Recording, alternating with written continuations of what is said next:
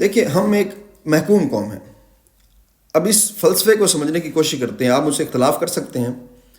دیکھیے، پرانے دور میں جب جنگیں ہوتی تھیں تو اس کے نتیجے کچھ اس طرح کے نکلتے تھے. آپ نے کتابوں میں بھی پڑھا ہوگا اور سنا بھی ہوگا کہ جو ملک جیتا تھا وہ ہارنے والے ملک پر قبضہ بھی کر لیتا تھا، اس ملک کو اپنے ساتھ شامل بھی کر لیتا تھا، وہاں کے لوگوں کو بھی غلام بنا لیتا تھا اور وہاں کا مال بھی ہتھیا لیتا تھا. یہ ایک سادہ سا قانون چلا آیا ہے اب تک انسانی تاریخ کا.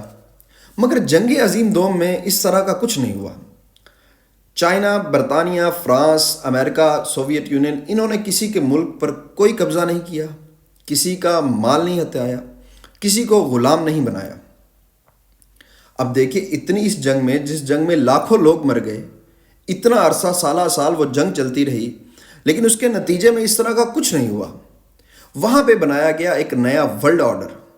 اب شاید جو ملک یہ جنگ ہارے ہیں وہاں سے یہ ورلڈ آرڈر ختم ہو گیا ہو، مگر ہم میں مشرقی وسطی میں یہ ورلڈ آرڈر ابھی تک چل رہا ہے.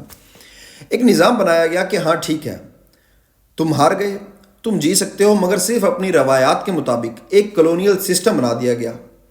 مگر جو نظام ہوگا، جو ہڈی ہوتی ہے وہ ہماری ہوگی. وہ یہ تھا کہ کسی بھی قوم کی جو ایک روٹ ہوتی ہے، ایک بنیاد ہوتی ہے، وہ اس کا تعلیمی نظام ہوتا ہے، وہ اس کا معاشی نظام ہوتا ہے، وہ اس کا قانونی نظام ہوتا ہے. ان تین طرح کے نظاموں پر کوئی بھی ملک، کوئی بھی قوم چلتی اور پلتی اور بڑی ہوتی ہے اور ترقی کرتی ہے. اس جنگ کے بعد یہ سب کچھ کرنے والا جو ورلڈ وار ٹو کے جیتنے والے ممالک تھے، انہوں نے کہا یہ ہمارا چلے گا، باقی تم جیسے چاہو رہ سکتے ہو. اب حالانکہ جو قومیں ہاری تھی وہ تو ترقی بھی کر گئیں، وہ آگے بھی بڑھ گئی. جاپان، جرمنی اب ایک خود مختار ملک بن گئے. مگر یہ جو مشرقی وسطی جو پہلے سے ہی ڈوبا ہوا تھا، یہ آج